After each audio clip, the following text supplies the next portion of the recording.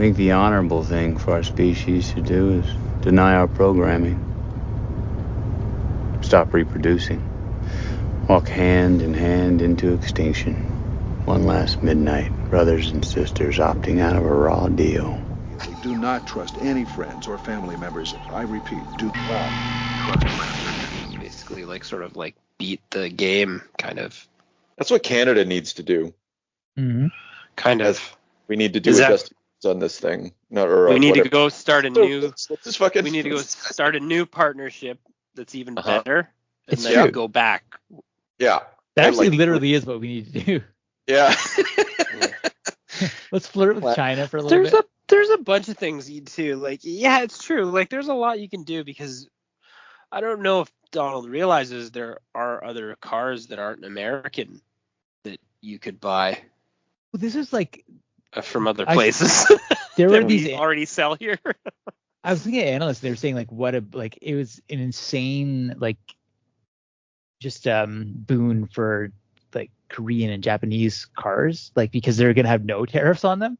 Yeah, and they're gonna have no unlike, competition. Yeah, exactly. It's gonna be like no brain. Like Japanese cars, Australian cars, German cars, bring them on, man. Everybody sells cars, and they're all just as good, if not better. And Canada, after the last racist grandpa administration, like we were talking about that other day, they signed these extensive trade agreements with Korea and Japan, and like all these. We diversified our economy in response to the last fucking racist grandpa experience. So, I mean, obviously we're still like, I don't know, our trade is still extremely connected to the Americans, but, we started moving in that direction, and rightly so, because fucking here we are again.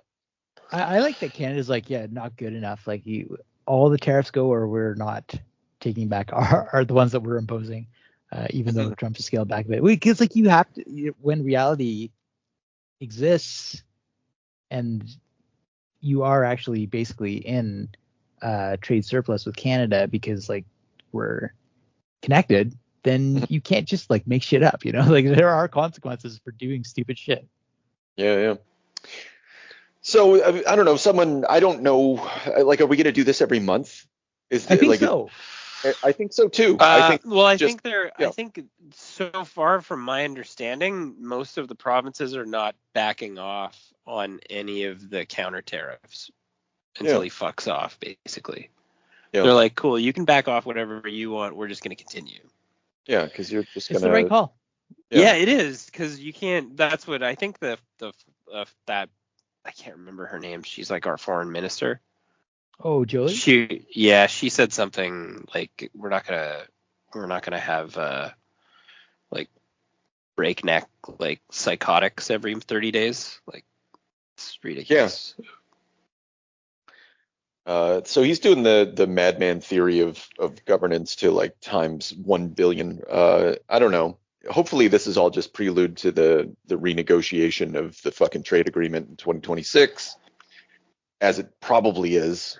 Or he just forgets it, right? Like, because I can't help but think, like, he gave that fucking speech to Congress or whatever, the comedy show that he put on. It was the World Peace one.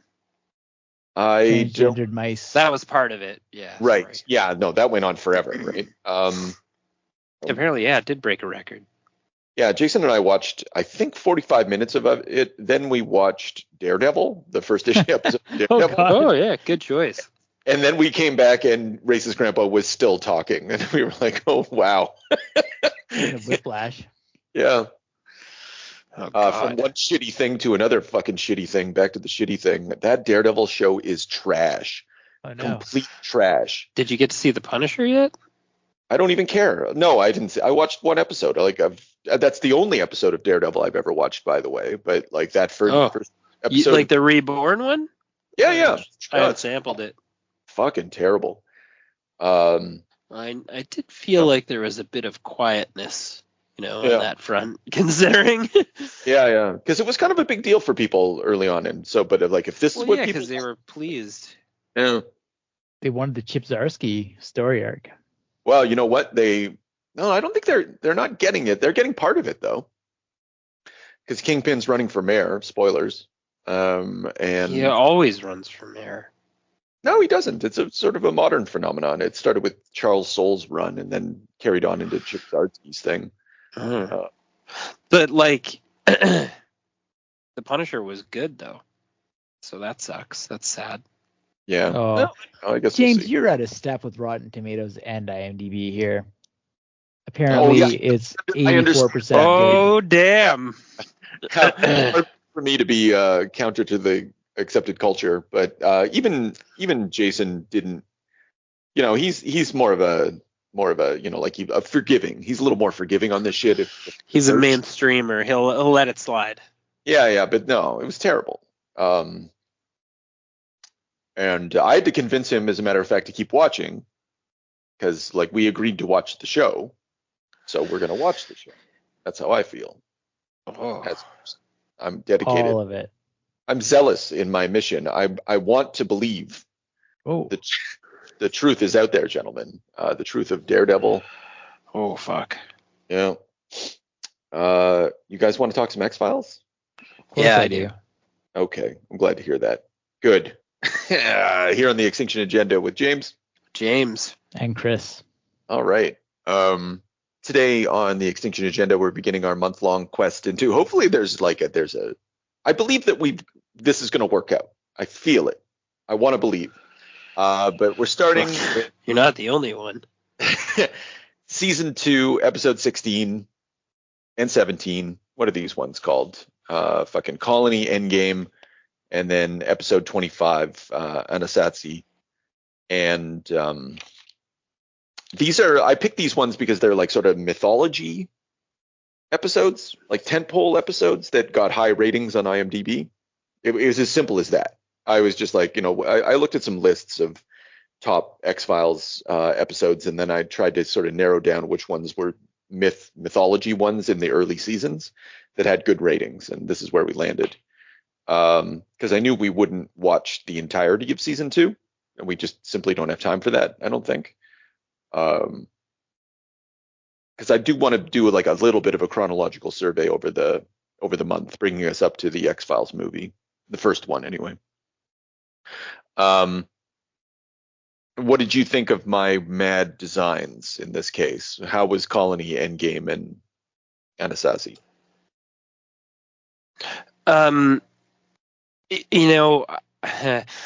X-Files was weird for me because I get a little nostalgia from watching it as a kid, but I watched it very broken, right. Mostly because of TV at this time. You couldn't just watch complete seasons unless you're very dedicated to a television schedule, which normal human beings aren't. Well, particularly, hold on a second, because these are coming out 30 years ago, like February 10th, 1995, February 7th, 1995, May 19th, 1995.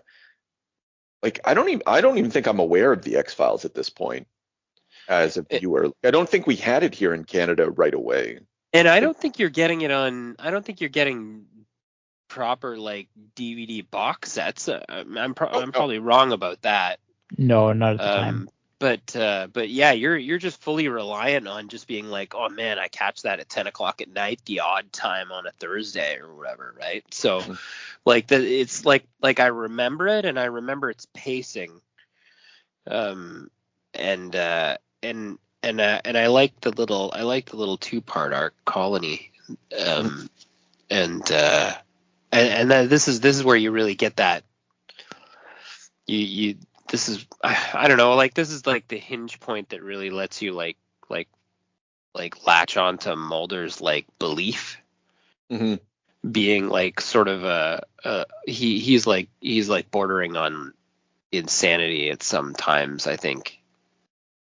And then she's keeping them together, which is the whole gag that she's like the grounding force in their. She's the one that's not getting suspended by their boss and shit. But yeah, it was also really weird, like, because it's his faith can't be like, it's never a battle he's gonna win, and that's the whole bad guy in this arc. Yeah. it's always morphing. It's always being pulled out of his grasp. So he believes, but it's only that. It's only faith in the extraterrestrial phenomenon.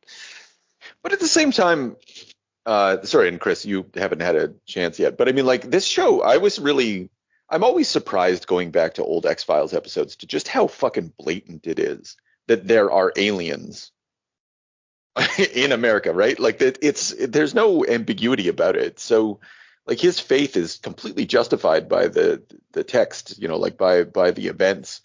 You got shape-shifting fucking bounty hunters and clones and literal spaceships crashing, like all sorts of stuff.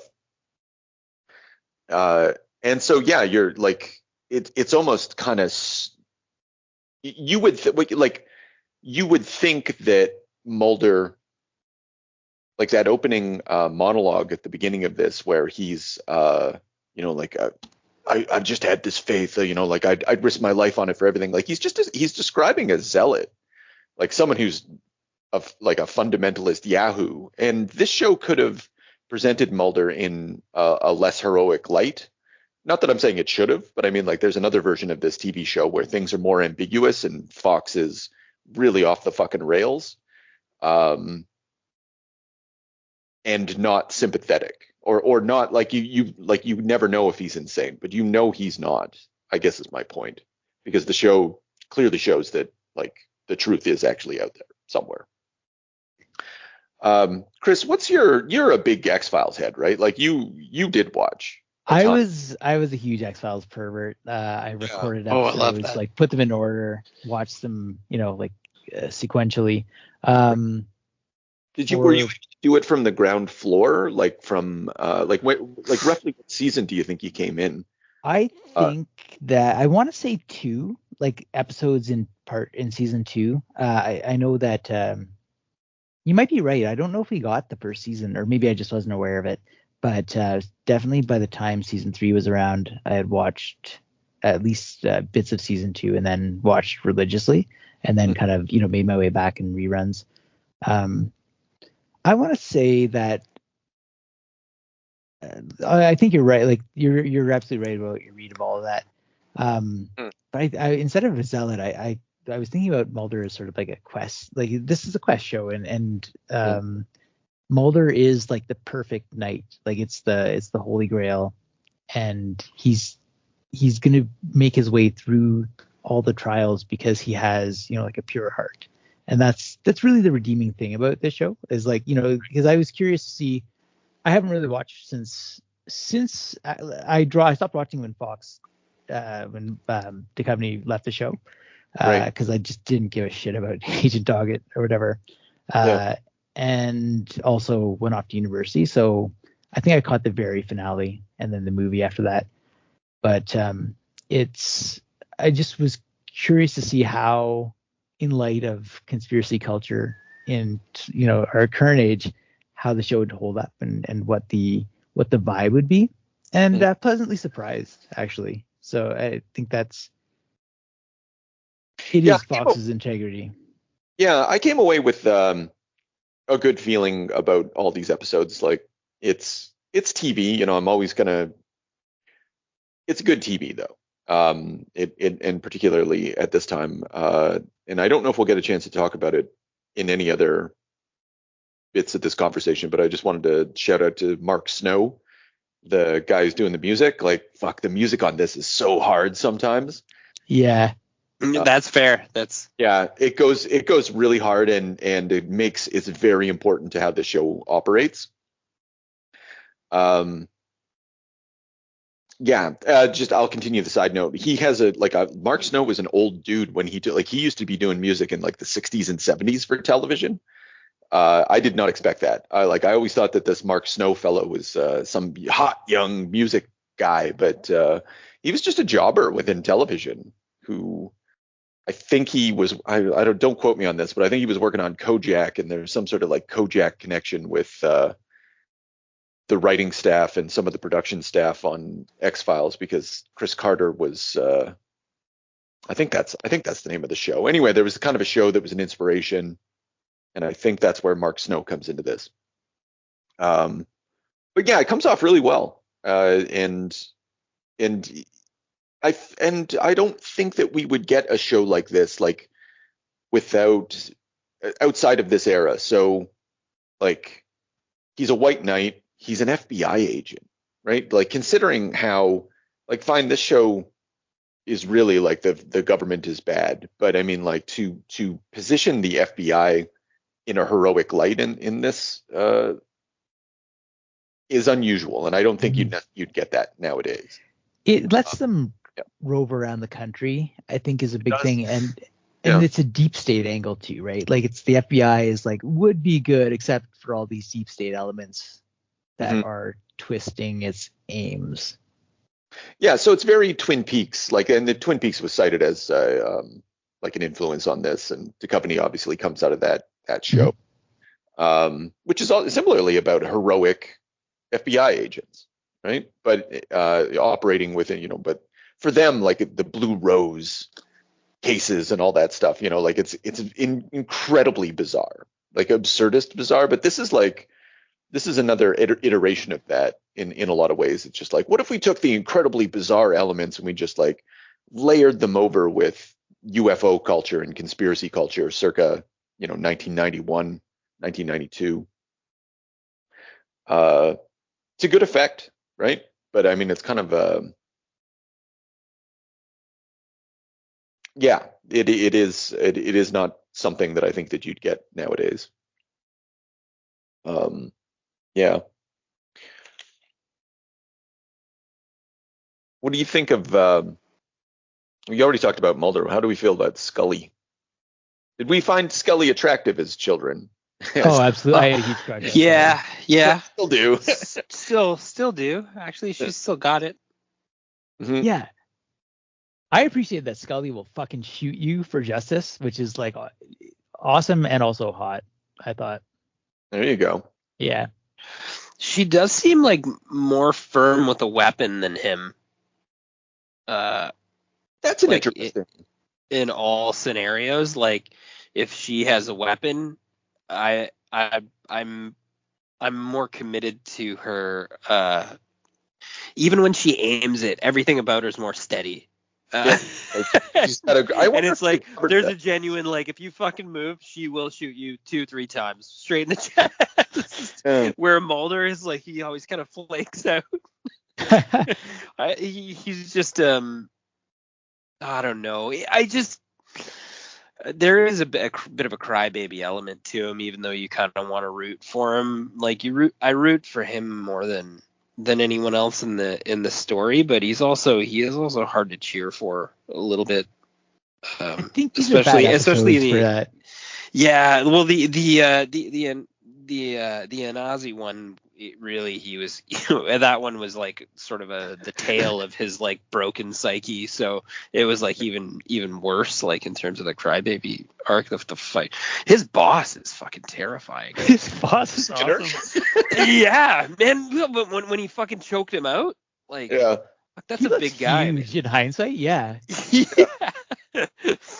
got the coolest fucking line in the whole thing. It's like, what shit was it? He's like, Mulder's blah blah blah describes all that skull. He's like, where did you get this? Unofficial channels. It's covered in blood and shit. And I was like, wow, that's awesome. Good nice. Writing. I think like the script on this is really smart. And it pains me to learn that David Duchovny had like such a large role in so much like in these scripts. I didn't know the mythology. I didn't do it on purpose.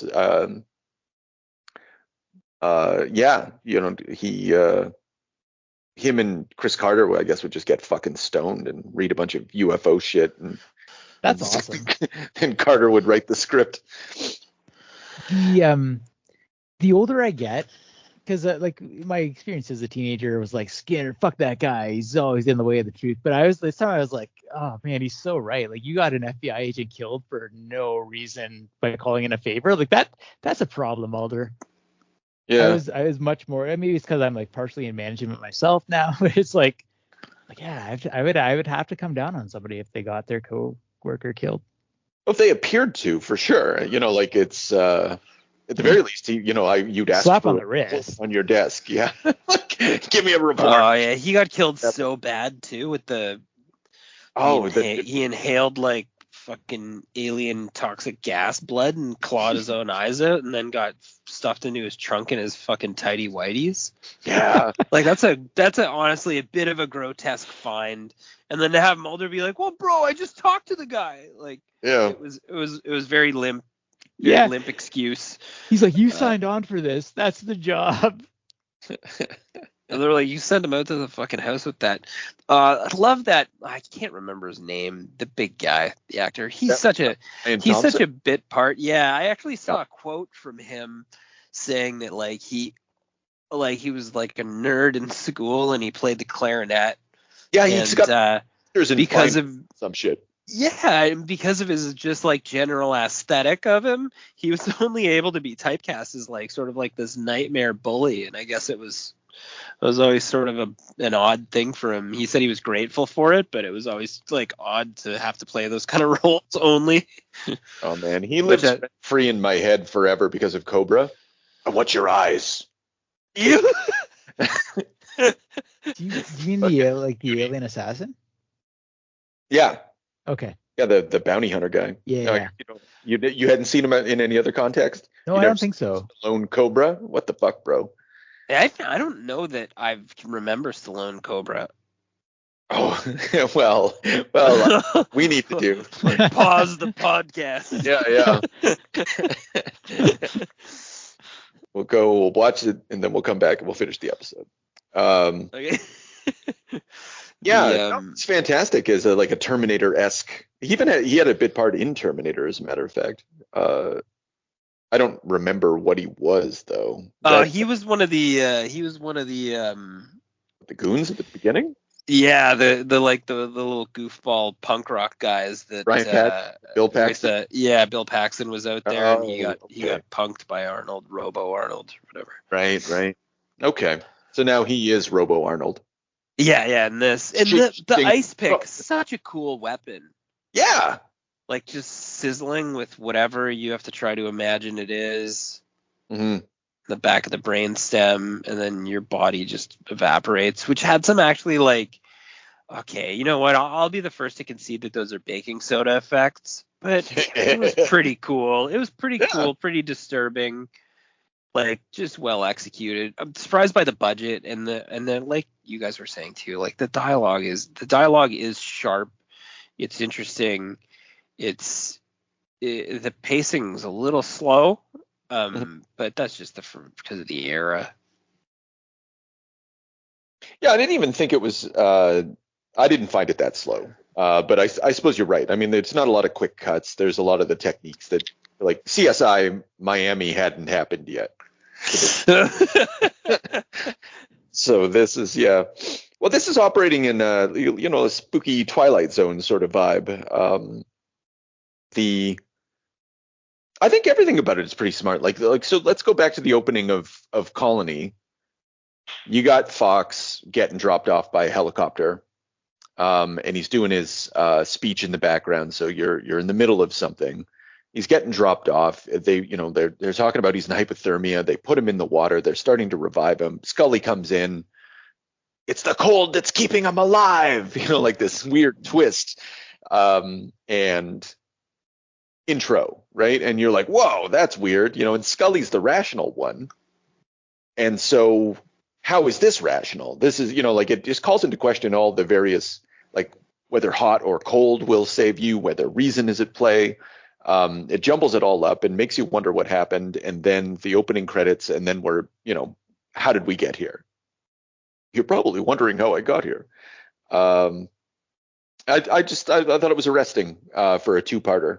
And it does a good job of wrapping it all up. Like, I just think structure is pretty sound on this shit. More so than I expected to find.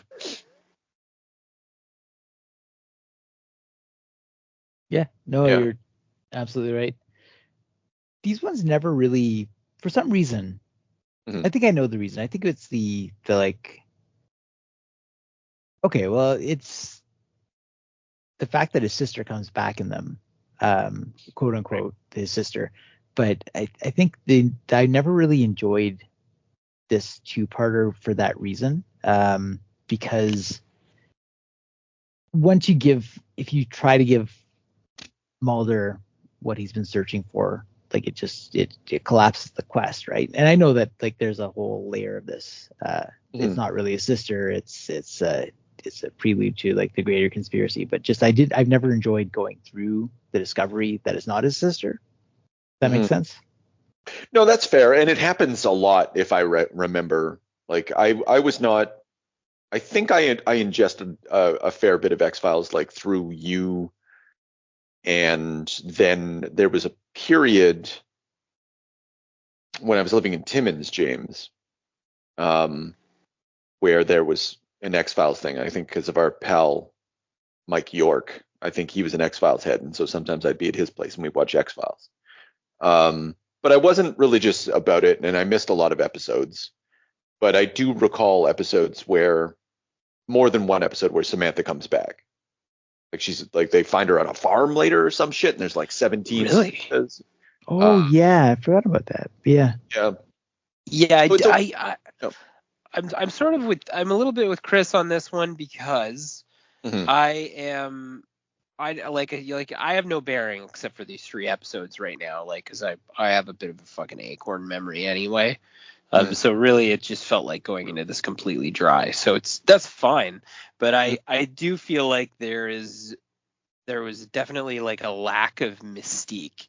Like if this is a character that was snatched away from him at birth by extraterrestrials, and it's like the ongoing backdrop for his faith and his quest, it did seem very anticlimactic and jarring to just have her be like, "Hey, I'm your sister character. You gotta trust me, Mulder," and just like buzz around with him for the whole episode, and then jump off a bridge and then get dragged out as a corpse. I was like, I just didn't sit right, and it was like it wasn't hokey, but it didn't have any grandiose for, I don't know. Yeah, no, I you're right. It is.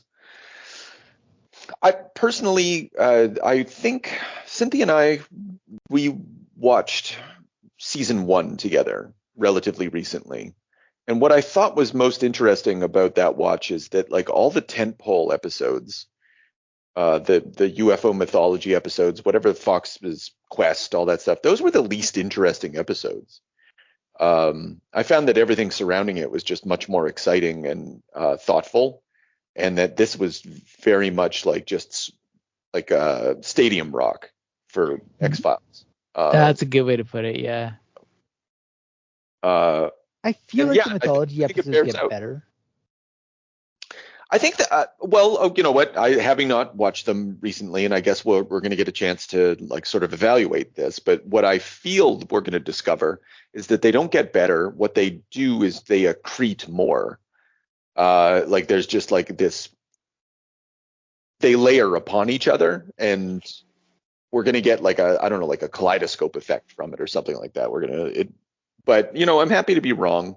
I just don't see how they could be good when it's so obvious that aliens exist and there's fetus experiments going on in abortion clinics all throughout America. There's no ambiguity about it. Yeah. Here's what I think about that. Okay. Like, and I kind of clung on to that too. Like I thought it was interesting how it's showing you constantly, like you said, that aliens are out there.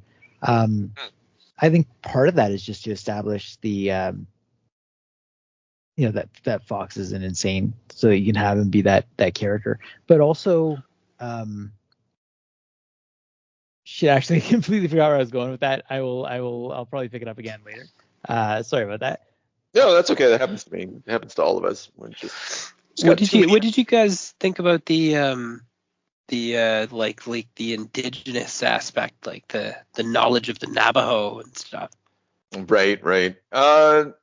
I took it pretty well, considering like it felt a little like they shouldn't have done it. Really? I didn't mind it. I think especially for its time, I think it's pretty respectful. Fair. And actually, and okay, this gets to, so okay, one, I think that they shouldn't have done it, and but nonetheless, I see what they were trying to do. So they take some stereotypical ideas of Native Americans in the USA, and they give them this like this fucking shamanic wisdom talk amongst themselves, that kind of thing. But okay, so that's fine. It's like like depicting the samurai or something. And I think one thing that ties these 3 episodes together is like they form an interesting backdrop, because what we learn in Colony and Endgame is that some aliens or whatever, they've been using abortion clinics to try to create like alien hybrids or something like that, because they're trying to get rid of all of the aliens are identical. So they're trying to figure out how to like make them. This is what we're told anyway. They're trying to figure out how to make them not identical, and it sits at the intersection of like they referred to like all the scientists or alien people being killed. They're like, well, sounds like militant right-wing proto-lifers or whatever, and like that shit actually was happening back then.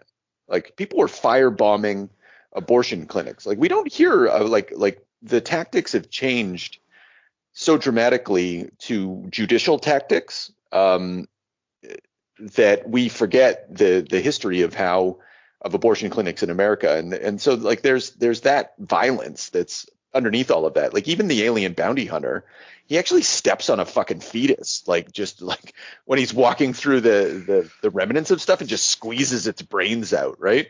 Yeah, that's right. It's pretty horrible. Well, because that's the whole reason for the bounty hunter too, right? Because he's he's eliminating the impure specimens or whatever, right? Yeah. So he sort of stands in for like the right to life, like the right? Because like he's looking to engage in, he wants biological conformity within its race. Like he's motivated by racism, we are told. And so then we go over to the situation with the Navajo, and what do they find there? They find that like some sort of alien genocide with smallpox vaccinations or whatever. And like that's, admittedly, that's a perfect place for that image to emerge, and so it places side by side the reservation and the Holocaust and Manifest Destiny and all that shit. And so like this show, even in these tentpole episodes where I do think, for the same reason you guys think, like it's pretty weak. Like it's very, very good, but it's also it has a weak center. But its symbolism, like it's swinging for the fences. It really wants to activate a lot of different ideas and thoughts and put it within a good structure. But like it's a little all over the place within that structure. But I think that's what makes it potent television and why audiences latched onto it, because like that's really all you need. You put craziness in a good structure with like a lot of imagery, and people are going to latch onto it, and particularly something like alien abduction in the 90s and government conspiracies. And there was an idea I really liked in like when they're giving the background of those like the war between the hybridous aliens and then the purist aliens. But basically it's implied that humanity has been bad stewards of nature, and like we're trending towards the ecological destruction, and it sounds like they're basically just trying to ride it out, and they're like some kind of eco-nihilists who are just going to create a species that has enough genetic goop to like survive whatever changes are going to come and just take over the planet passively. But it is a colony. There is a takeover plan, but it's just sort of passive. Yeah, and it's weird. Yeah, like the ambiguity that's set up there. Keep using the word ambiguity this conversation. Okay, so you've got your alien bounty hunter. Like what the fuck? They hired a bounty hunter. That is a weird thing to say. Bounty hunter. More of an assassin, really. Yeah. More of a genocide machine. And he like at some point, like he's Terminator, like he's very like he's a goose stepping fucking killer who represents racial purity, but at the same time, like he's trying to keep the Earth from being colonized by what you referred to as ecological nihilists, right? Like, so it's the enemy of my enemy is my friend in this instance. Yeah, I like that he's like has no concern for Mulder, like just like tools them whenever necessary, and then tells them, I could have killed you at any time. Like you're nothing. Yeah, and I think a couple things, like in the alien experience, like, so one thing that an alien abductee experiences generally, and what happens within conspiracy culture generally, and why I think that, like shows like the X-Files, as good as this is, are extremely poisonous. They both reflect and amplify this lack of agency that we feel within the world. And like the alien abductee is massive, like they have no agency. They are, at least within this idea at the present moment, like they're getting sucked up into space, babies taken from them, sperm, anal probe, all that stuff. They got no control. They can't even move. And then when they land on the Earth, like the government hides the fact that it happened to them. And so like there's no systems that support them or and this is all metaphorical for like how we live in the world nowadays. It's very difficult to feel that there's agency. And Mulder doesn't have any agency in this. He's constantly getting fucked around by the forces around him, and he's thrashing, It's text, and like some of the great moments in X-Files are the powerlessness of like, you found these scientists and like they've come to you for help and like you're their only hope. So you put them in this prison where you're just trying to protect them, and it doesn't matter. Like the shape-changing alien comes in, like anything you can try to do to protect yourself from the conspiracy is just going to enmesh you further, and you're all just dancing to the tune, right? That brings me actually to the thought that I had forgotten earlier, which is that like it doesn't matter that the aliens are out like so blatant, because really the true enemy is the shadowy cabal of people trying to protect the conspiracy and just protect their own interests, and like that's really the deeper mystery. I think you're right about that, and which again adds to the poisonous element of this, because in the it's Anasazi, the issue 20, episode 25, like there's it starts at the fucking United Nations. I know what you're gonna say. Yeah, exactly. Yeah. and more than that, like the first people that take the call are the Italians, right? And so is the Vatican involved? Yeah, and then jumps to like Japan, I think, and then and they're all shadow, like they're all like literally like deep in shadows as they're speaking. Yeah. So it's not a dark cabal within the American government exactly, although you got the cigarette smoking man and the the deep state elements. But you get the impression that one, there's deep state elements within every country on Earth, and two, the United Nations is the deep state hangout. Like that's what its purpose is. It's for all the deep state. New World Order. Yeah, exactly. And, and this is such an incredibly, I mean, like, I get it. It gets to this like agency panic that we have. And it really ties into America's like fear of losing its sovereignty and stuff like that. Like there's real concerns at play. But at the same time, there's all like fantastic, unreal concerns at play that we're seeing the fruits of. Right, we're seeing the fruits of with racist grandpa nowadays. Like there is a line, I think, easily drawn between conspiracy culture, X-Files, all this shit, the culture, the nihilistic culture that we inherited and thrilled to, is sadly the fucking desert of the real now for us. Yeah, awesome. Wow. Yeah. Hey, did you guys? I couldn't help myself but find out what happened to Mulder. Did anyone treat themselves to that? Oh, the episode after? Yeah, I did watch that. Yeah. What did happen? Oh, I don't know. The Navajo found him like in like a little tunnel, like an alien baby or whatever that was also there, and then they brought him to like a medicine hut. Like, I did watch that. Got topless and started burning sage, and then he came up kind of like the Big Lebowski, covered in tree leaves through like time and space, and was like brought back by like sort of a, I don't know, like a random politician. Anyway, I didn't watch the whole thing, but was it his dad? It was no, Okay. What do we think? Sure, it's another character that I don't understand yet, but anyway. What do we think of Fox's dad? We saw a lot of Fox's dad in these episodes. More than I expected. Oh yeah, he's a fucking asshole, and he was hiding secrets, and I don't know. I don't know who that actor is. I meant to look up his name, but I just thought he was fantastic because he doesn't like he looks like his skeleton's trying to like leap out of his body as he's delivering his lines. Like it's like he's trying to choke down his own skull. Yeah. He's like he's having like he's like a natural heel. It's like you couldn't cast him to play like a decent person. So you knew something was going to go sideways later on anyway in the season. Yeah. The fact that you know what it's like. Yeah, when he was like berating, you let them take your sister, and then he's like, he fucking sold the sister to like their genetic project to begin with. Like, come on, man. Yeah.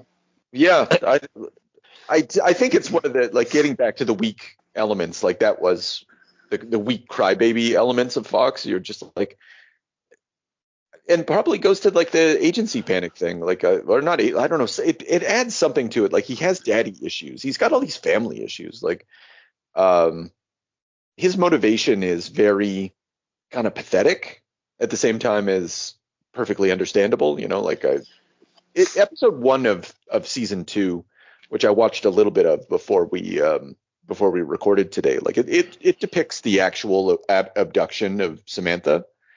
So they're hanging out in the living room, and she just gets fucking pulled out through the window by like creepy beings. I remember that, yeah, because I was thinking about how I was like, would the average person really care that much about their sibling to like make it the quest of their life? But it's, I mean, first of all, like that just shows that I get in the mythology that he's a good person. But secondly, it's traumatic repetition. Like he was incapable of interfering and held back, and so it's sort of like that, the need to continually try to overcome that and to find agency and like chase these things. And yeah, like it does make a lot of sense in terms of his psychology. Yeah, and then getting to Scully, so her role in this, so he's this broken trauma reenactment fucking victim, who also like has like balls of steel and just like will go to any lengths. Like Mulder's gone to Alaska. like what the fuck? Just does it all the time. He just goes all over the fucking northern hemisphere or beyond. Can't stop him. Yeah. I don't know where he gets all the money for all this, but never. Well, especially since his boss is just generally pissed at him all the time. He's like, "What are you doing? You're doing this like he's off the grid half the time anyway." So yeah, I'm not sure if he's like. He just knows someone in accounting that. Do they just have to keep? They have to write it. They have to write off his shit all the time, I guess. Doge would have a field day. Yeah. This is all the waste in the American budget. One man. You'd have to be fired. You have to list 5 things you did this week to Elon. Man, the thing is though, like do you think like Mulder would be like kind of a hero within this universe now? Like nowadays, the government wouldn't really sideline him. He would be like I don't think so. The anti. No, because one thing I really enjoyed about this and like kind of like conclusion I came to it in my feeling about conspiracy is that, and I think Scully's really important for this too, but like science matters, like truth matters, like that's the guiding compass, and you can't just make shit up or forget that it happened the next day. Like QAnon is totally at odds with this sort of conspiracy because there actually is something to discover. Yeah. I thought it was interesting. Scully's version of science is very like, it's actually, I don't know if it's science per se, but it's definitely medical. It's very biological. It's more like forensic. Yeah. Which makes sense for the FBI, right? Like she's not a fucking rocket scientist. Yeah. But they're like, that means of investigation is, I don't know what to think of it. Like it makes a lot of sense in a universe in which there's hybrid, genetic, blah, blah, blah. Like everything's very fleshy and biological. And so like her version of science coming into it, I don't know. I just think that's interesting. I thought I'd point it out. I don't know if it's going to amount to anything at any point other than make sense for an FBI agent and make sense thematically. No, she's so awesome. Like in like her calm bearing and just sort of like the sort of anchor to even the way that she, like when that CIA guy, like, like I've been in every operation. She's like, why would a man like that need us? Like just that constant beat of skepticism is so needed. And like again, like when I was younger, I was like, like fuck, of course, like don't slow this man down. He's got secrets to chase. But no, you absolutely need her. The thing is, Fox also, what we see in this is that he's been trained by her, because like she brings up that and he's like, oh, you think I forget what he says, but he's kind of sarcastic about it. And he's like, oh, you think I just believe anybody? And then he shows the report on the guy, which makes me wonder about the alien hybrid bounty hunter fella. Like, I guess this guy actually existed. The CIA guy, what was his name? Barrett Weiss. And this alien shapeshifter guy seems to just be able to do anything and everything he wants. Like he is a government conspiracy all by himself. Yeah.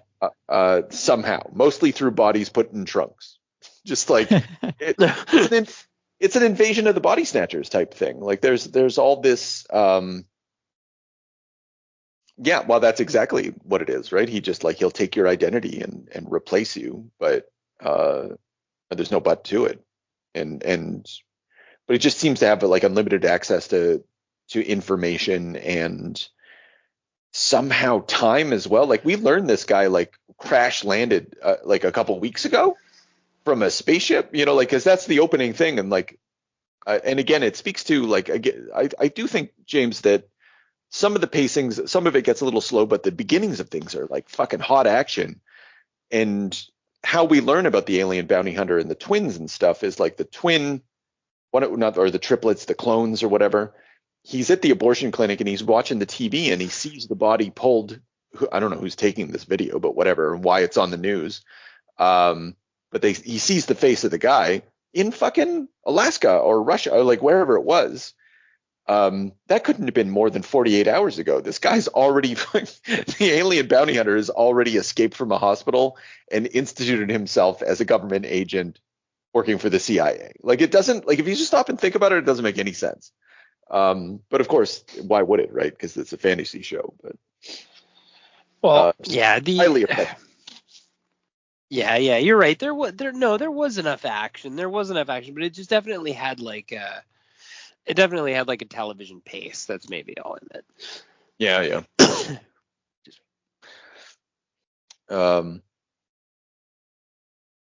I like that. And again, getting to the framing of episode 25, it starts off with Fox drinking water. He's not feeling well, and we don't. And then the lone gunmen show up. We should talk about them for a second. And then someone murders themselves in the building, and you kind of like I kind of forgot about it, honestly. I think they did a good bait and switch on that one. Yeah. And then it's revealed at the end that they poisoned pretty much like there's collateral damage just trying to fuck around with Mulder. That is so fucking good, like in terms of like defining the enemy. Just that they're willing to just like spike like with they're like, we don't know what it is. It could be LSD, it could be like amphetamines, but they just pumped it into the water supply, the whole building, just to get Fox and just ramp him up. Just a particular it's not the whole building, but it was like one of the pumps or something, so it affected a bunch of different apartments. Yeah. So it was targeted as much as possible, in the same way that sometimes when you shoot a Hellfire missile, it's targeted as much as possible. Yeah, that's good. And then like him, like the erratic behavior where you're just like, what the fuck's wrong? Like the punching out his boss, which he's you could kind of understand, but the lone gunman. I don't think this is their first appearance. Maybe it is, maybe it isn't. But those three dudes that show up in Fox's apartment, James.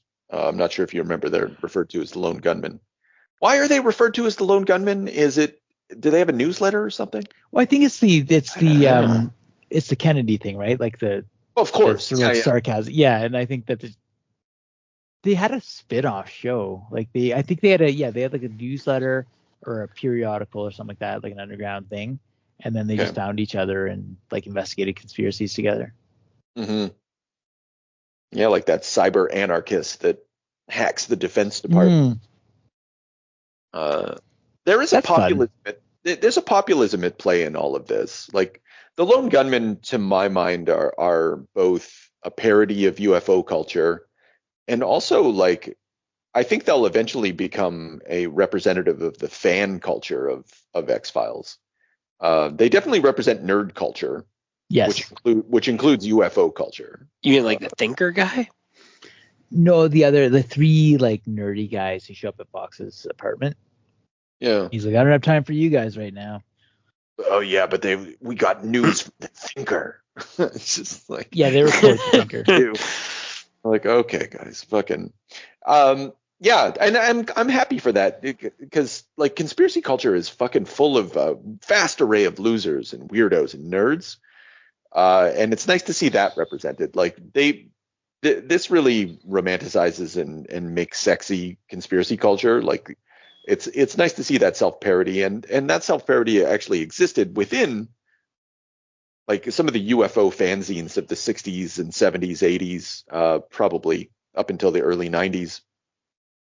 They also spoofed themselves, you know, like as they were collecting all the info about abductions and government this and sightings and stuff like that. You know, like they would make fun of themselves in some of the magazines. So it's appropriate to see it reflected in this, but also like you need a pressure valve. It's kind of like even a reality check in a strange way. Yeah, I'll sign on for all of that. Yeah, I didn't think about them as parody, but I like that. I just think they're perfectly like it's all the different types. You've got your fastidious nerd, the one who like trims his beard and wears a suit and stuff like that, and then you got hippie-ish nerd, stoner nerd, and then you got the old man who owns the comic shop. And he's been collecting these things since the Silver Age or the Golden That's right. Whatever. And yeah, all your different varieties of just kind of pathetic men just chasing. Totally single. Yeah. The one dude has a total crush on Scully that's never going to be fulfilled.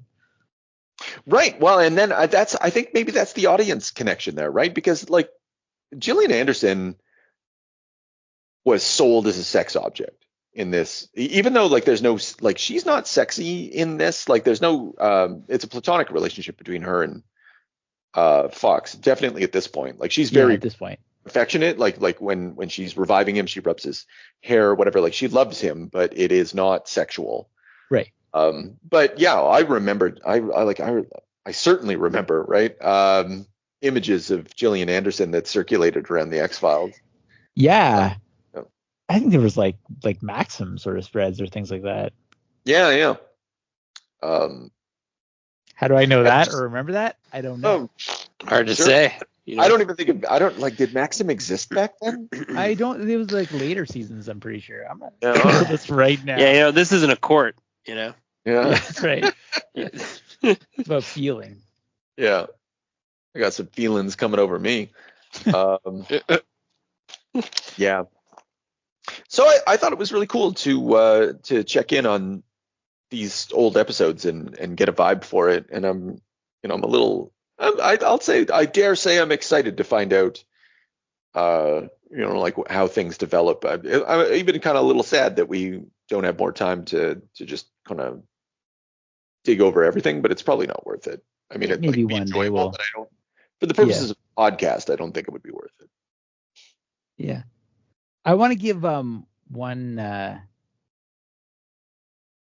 quote here, which I hope I saved.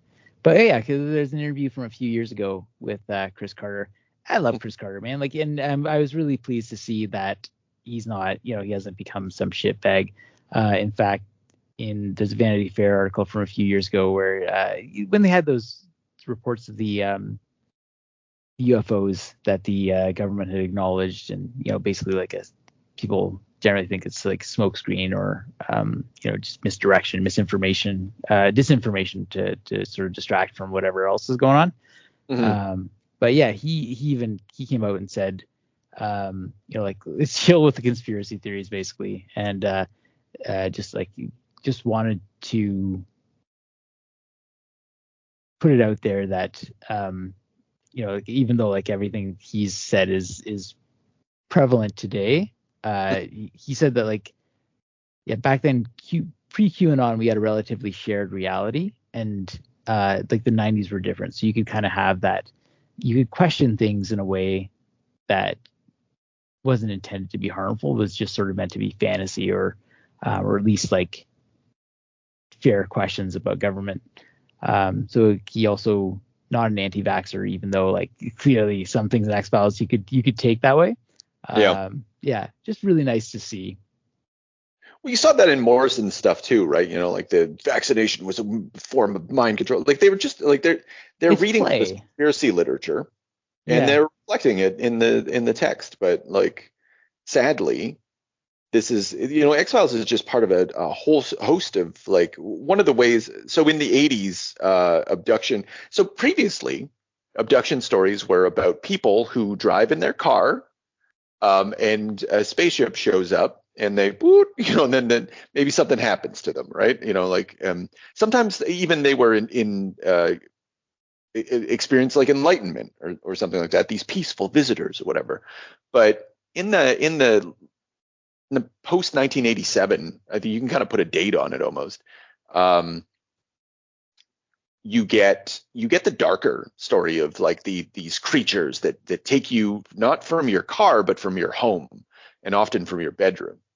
And you learn about them through like hypnotic regression therapy, and there's all these, there's novels about it, but what really kind of, according to what I've been reading, kind of brings it over the edge is like daytime television, daytime talk shows. Jerry like Springer. Well, I even before then, it was Ricky Lake. Yeah. I don't know. Good one. Good reference. Yeah. Well, I think like she had like, I was an alien abduction person, like this television deregulates, and it has to be less educational or whatever. And so now all of a sudden it's just like, like ratings. What's more interesting? You got the satanic panic also related to this hypnotic regression therapy. And all of these forms of investigation become like psychological, and it just becomes very dark and sinister. And certain streams within UFO culture, there was always the idea, even back in 1940s, early 1950s, that the government was hiding something. But it was just like in fanzines essentially, but it proliferates out at that moment. And the X-Files is just part of that proliferation. And yeah, fine. Chris Carter didn't know. And like, how could you know that society would just lose its fucking mind, falling into the fantasy that you created? Like that happens, man. It happens to Alan Moore. It happens to any number of people, the Matrix people. It's the cost of doing business in fantasy stories. I really like that quote that you sent us, which was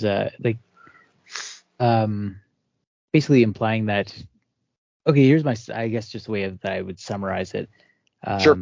That aliens become sort of like an uncanny space where you can project what is not us, but it's also at the same time like looking at technologies that we're uncomfortable with, or advances that maybe seem to be happening too fast. So like in that 80s period, you start to get all these like the like detailed accounts of like what was probed and what they did and how they replicated us. And it has to tie in with like the anxiety over abortion clinics and IVF and things like that. So that aliens, it's something that looks like us, but it's not us, and it's a reflection that's other. We don't quite recognize ourselves in it. Yeah. What an interesting way to think of like, stories that tap into aliens. I think we saw that in these episodes too, like the whole abortion clinic thing is really prominent. Yeah, and excellent coincidence. I don't know if all the other stories really focus in that way, but I guess we'd find out. By way of, because I think we're reaching the end, right? Yeah, we will find out. So by way of by way of closure, where did the UFO phenomenon come from, guys? Here's a little history lesson. Ooh. May 1946, Sweden, ghost rockets, thousands of sightings of these unexplained, to this day unexplained, aerial objects that zoomed through the sky or whatever. And they referred to them as ghost rockets. And then in June 1946 in America, similar sort of mass sightings like the drone experiences we saw recently, or what's referred to as the drone experiences. Something like that happens in 1947 as well. That's where we get the flying saucer. We saw something that skipped along the air like someone would throw saucer on a water or something like that. And contrary to what I said in the past, flying saucers do not appear in pulp fiction until after those sightings. And so while Pulp Fiction and the Shaver mystery and all that stuff definitely influence how these things and the alien movies of the 1950s, they influence how these things are depicted later, but they are not the origin of the UFO phenomenon, which I'm genuinely surprised about. I would have assumed differently. Theories at that time, they were like, of course it's the Russians, right? It's the Soviets testing something. Yeah, all the time. We got all the rockets and stuff, and we've got airplanes in the sky for the first time. There's all this new aerial stuff happening, and some of that makes sense, but at the same time, a lot of it doesn't. And only a very few people think it's perhaps extraterrestrial, and that sort of grows into the 50s and then blossoms into a culture in the 60s, 70s, 80s, 90s up until today. I just find that's haunting, that this ghost rockets of Sweden, weird. You had to start somewhere. Has to be Sweden. Any of you audience members out there have explanations for the ghost rockets of Sweden, please share them with people other than ourselves. Disseminate that information widely, but not to us. I don't want to know what you think. No, share it with us too. Yeah, but and that's also anything about cryptids, sightings, this type of thing too. That's good. Oh yeah, the chupacabra. Anything like that, really. Cattle mutilations. If you know any, okay, I'll tell you what. This is doors wide open here. We're talking about Bigfoot. Yeah, because I want to know how they did that, man. Like, how did they get the stuff out of there? Like thousands of cattle, a lot of people think that it wasn't a government conspiracy, and I don't know. People are asking questions. So should you. The truth is out there. Just amazing things, indescribable images, and after a few minutes of that, I remember being on what seemed like a surgical table, surrounded by what seemed like a bunch of grays. Really? And I had no verbal conversation with any of these entities, but I have a distinct, I remember this like I'm talking to you now. This was for sure not a dream, not anything else. Right, I've got you. And I take it that after you returned from this trip, your hand was once again functioning.